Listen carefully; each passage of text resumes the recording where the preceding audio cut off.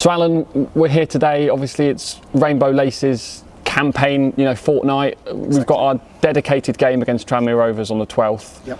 How important is this campaign for people like me and you that work within a football environment?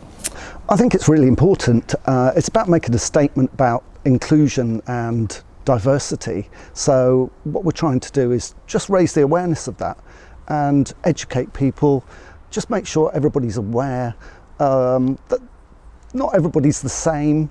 There are people of different sexualities, gender, race, things like that. So it's just highlighting that.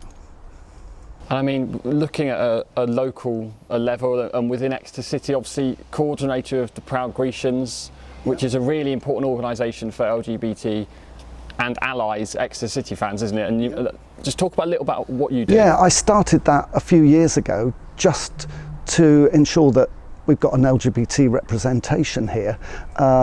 It was in July '92 that Justin Fashanu played here for Torquay United, and it was just that I was a friend of Justin's, so after he died I got a bit involved in various campaigns, the Justin campaign before FVH, Football v Homophobia, and Stonewall Laces, which Stonewall Laces started 5 years ago. So I've been involved in those campaigns and then brought some of that here to Exeter. You mentioned Fashanu there. Obviously, I'm sure everyone's aware of the tragic circumstances with Fashanu and everything that happened in the late 90s. But I guess for you, it's a lot close to home. Talk about how you knew him and what he was like as a person. He was a great guy. I was a DJ at Box's nightclub down on the quay. It was a dedicated LGBT night, and when he played for Torquay, he used to come along for those couple of years and be a regular actually, and enjoyed the night. So that's how we got to know each other. So we met socially as well. So yeah, he was a great guy, and sadly, he was the first £1 million black player, but also he came out as well, and then tragically took his own life because of the homophobia and the racism and just other things that just he couldn't cope with. So that's how there's a lot of work around diversity in football, and that's why it's happened. So yeah. And I guess in those situations, in the late 90s as well, it was a lot more rife back then as it is now, but we know there's still a lot more work to be done. Yeah. In terms of homophobia at football, not just Exeter City, but at any game you've attended, have you experienced anything? I haven't personally, but I know a lot of people have. We have had the odd incident here, and the officials here have been amazing. They've really dealt with it swiftly. The police have been fantastic. People have been reported, excluded, but they're so rare here. Exeter City's got a fine example of inclusion and diversity work through its One Game, One Community group. So it was just over 10 years ago that the One Game, One Community group, I was headhunted to actually join that group actually by a lady called Fran Jenkin, and she was a real campaigner, well-known campaigner in Exeter and for Exeter City, and she asked me to come along to the first meeting, but tragically and unbelievably she died before I actually met her. So I never met her. We had lots of conversations and emails, but I never met her. But she got me involved in the One Game, One Community group, and Martin Weiler and Kevin from the reception, a few others have been actively keeping that group going, along with a whole load of us, and it's become a really strong group. And Simon Kitchen is now our chairman, and we do a lot of work, not just LGBT, but disability, women's football, promoting all the different strands. So that group really has brought the club, on in leaps and bounds. You mentioned obviously at Exeter you've never experienced anything personally, but I think we do need to talk about this week and the fact that when we changed our club badge on social media, there was some negative responses from our fan base on Facebook. So we know that. I've got a picture of it. So this is the badge. Yeah. We're not perfect. We know that at the club we still need to do more. I personally know how I felt, and I think I worded it quite strongly in a message that I think you've got there that I posted. That we are Exeter City. We do need to do more, but we're proud of our players, our staff. You know, I work at the club. Alan's part of the club. And there's some other LGBT members of staff here that, you know, we're just like you. We've all got this club at heart, and it certainly made me feel a bit downbeat. I'm not sure how you felt when you saw it. I was really shocked when I saw it.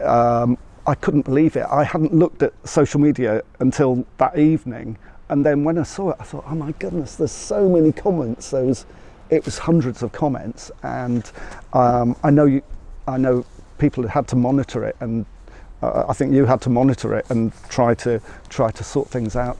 But it's just a shock that there were so many bad comments.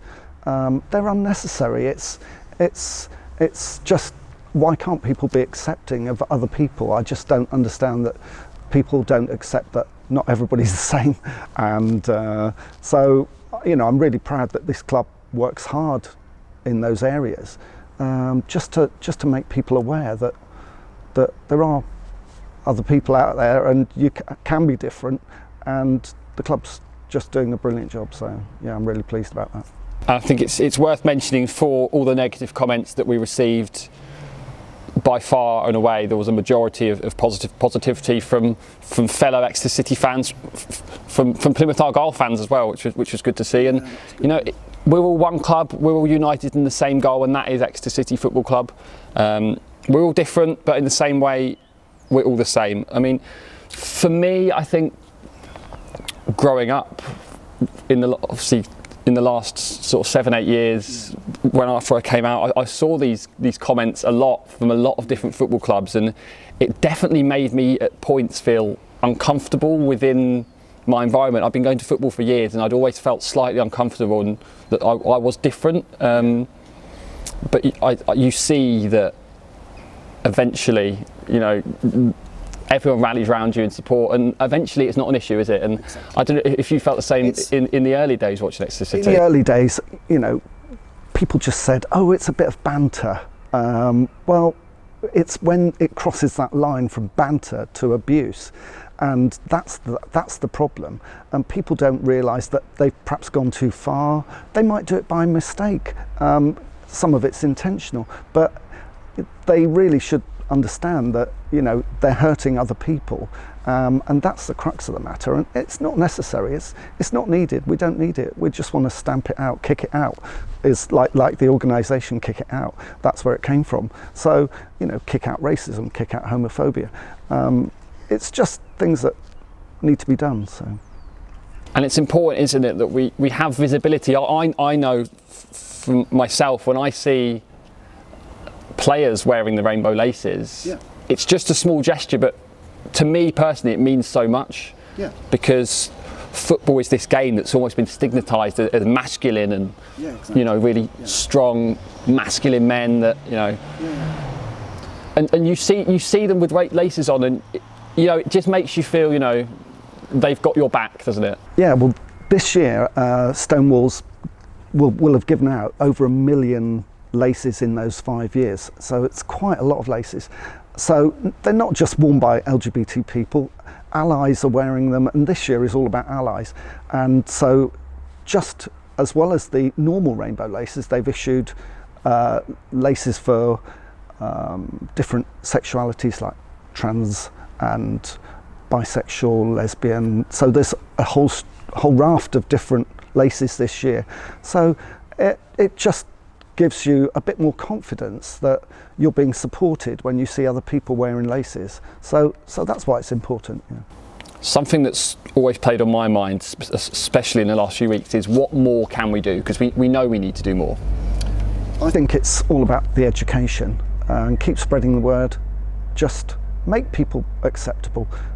Just if you see incidents of homophobia or racism or things like that, just report it. The Kick It Out app is fantastic. Use that. Tell the stewards, as long as it's safe to do so. That's the crux of the matter. And then the club can deal with it. So that's what we really need to happen. Let's talk about the Proud Grecians then. And I know you've had, even in lockdown, you've had a busy time of it. I mean, how's 2020 been for the fan group? Well, the fans are really enthusiastic, let's put it like that, and Exeter City were doing really well, and we hope it continues. So let's keep going that way if we can. But yeah, we're quite a little group and doing quite well. You know, we've got a good social media presence. We're putting stuff out there, sharing things, and you know, it's had to go that way even more so during these lockdown periods and this coronavirus time. But yeah, it's a good little group, and we chat away on chats and things like that. So yeah, we're going well. Obviously, not a lot of clubs at the lower level of the Football League have visible fan groups, but I think it's fallen nicely for us, hasn't it, that we've got Tranmere who have Rover and Out, and I know you're collaborating with them for a few activities ahead of the match. What's going on? Well, we're going to have a Zoom get together beforehand and probably throw a bit of banter each way, well, I'm sure we'll win anyway, so it's fine. Well, I mean, we certainly hope so, don't we? I mean, it's been a brilliant last few weeks for the club, hasn't it? Yeah. Absolutely fantastic. Yeah, I bite my nails at the results, going, I can't believe it. What? It's just fantastic. Yeah, I mean, hopefully we can take that good form into the next few games, and obviously the fans are coming back as well, which should be brilliant for you and some of the other Proud Grecians to get together again. Normally, when we're here, we're walking around with big rainbow flags and giving out rainbow laces. You know, we give out. I've got some here. We're normally giving out all the laces to people. So. To members of the public, but this year, sadly, you know, we just can't do that very well. So we'll have more of an online presence and in the programme and on the websites and things like that. So yeah, we're still doing the campaigning and raising awareness and education. And more importantly, then the flag's still going to be up behind the goal as well, which is always lovely to see. That's going to be good. Yeah. It's not up yet, but we'll make sure it is. Alan, thank you for joining me. It's been a really important chat. I think some Exeter City fans may see this and, you know, have a slightly different view on things, but look, that's how me and Alan feel as openly gay men within football. We're proud of who we are. We're proud of Exeter City. We may all be different, but we're all united by that one thing, and that is Exeter City, and long may that continue.